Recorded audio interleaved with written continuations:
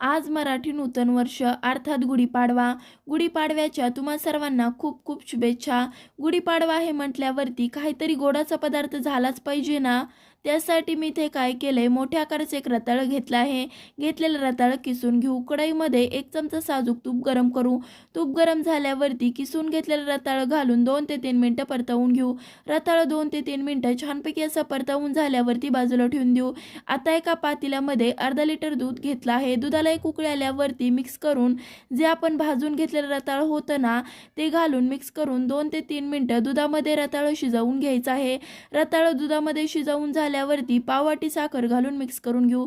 थोडेसे बदामाचे तुकडे, काजूचे तुकडे, पाव चमचा वेलची पूड घालून मिक्स करून तयार झाली आपली झटपट अशी रताळ्याची बासुंदी. तुम्ही सुद्धा ही रेसिपी नक्कीच ट्राय करा. आणि हो, आज गुढीपाडवा विशेष तुम्ही कोणता पदार्थ बनवला ते सुद्धा कमेंट करून नक्की सांगा. धन्यवाद.